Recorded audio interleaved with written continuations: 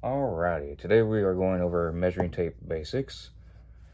Reason I'm going over this, some folks may think it's just extremely basic, not needed for videos about welding and whatnot, but the vast majority of the students I had and the punks I had, when they're first starting out, they had no clue about how to read a measuring tape. Probably 90 to 95% of students in the welding math class had absolutely no clue how to read a measuring tape, just find out the fractions for an inch, what fractions were in there. They just had no clue. So we're going to start off with that today, and we'll probably have a few videos on this going down the line. So starting off, we're just going to be working on 1 inch. We're not going to be going inches. We're just starting off with 1 inch, and we're going to draw it out. I know there's worksheets online. There's some weird ones that were confusing, even for me to look at. I had no clue what they're trying to demonstrate, but we're just going to go through 1 inch and the fraction are going to be involved. So we're going to start, we're going to have our 1/2 inch. The two little, I guess you call them apostrophes there, that's inches. The way I learned was inch is, if there's only one, it's foot. So just so there was one mark here, not two, it would be 1 foot. There's 2 of them, inches. That's the way I learned it. It's always made sense to me. So the basics, the first 2 fractions of an inch that I would go into, I try and relate to my students with a dollar.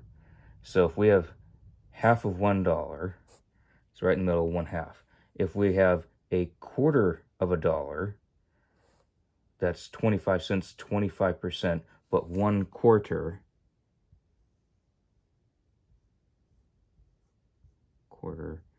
inch.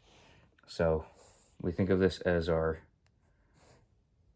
dollar here, kind of relating it to a measuring tape.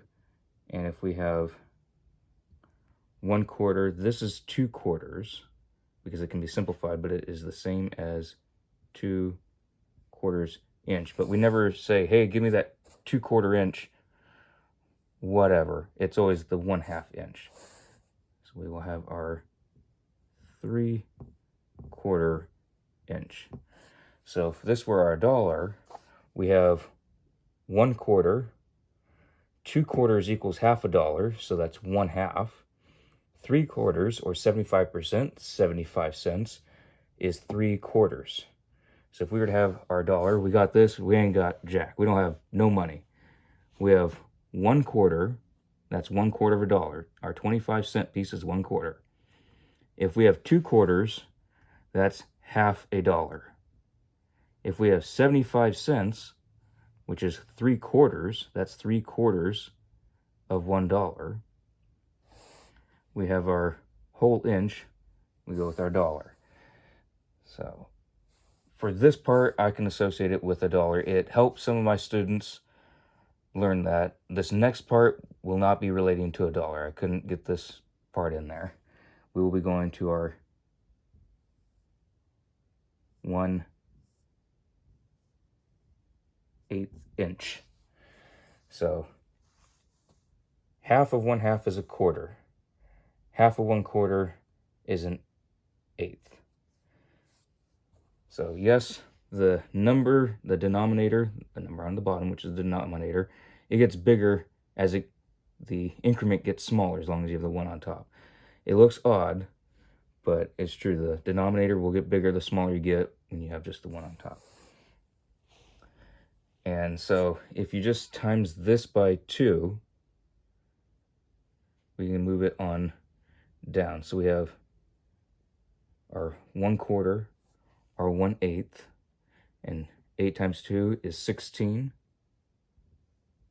We have our 1/16 inch. So we just keep breaking it down. 2 for half, 4 for a quarter, 8 for an eighth, 16th for a 16th. I'm just gonna go upwards for our next piece. Right there is our 1/32nd inch. If we were to go even smaller than that, again timesing it by 2, we are going to 1/64. Now, for most of the trades, and I'm just generalizing, I'm not going into special niches or anything. If we're doing ironworking, welding, basic fabrication, and we're not going to millimeters or thousandths of an inch, we're just going to be going along these numbers. We're just going to break it down. We're going to have our inches, we can have our half, quarter, eighth, 16th, 32nd, or 64th. Now, also the amounts that are in here correlate to our denominator. So we can have 2 halves in 1 inch. We can have 4 quarters in an inch. So like we have our 3 quarters here, we have another quarter, we have our inch. We have 1 more half from here, that equals an inch. If we have 8/8, that's an inch. So we're going to have all these lines coming across here. And they will be going on the top and bottom of our measuring tape. So the light can get that good right there. And it will be on varying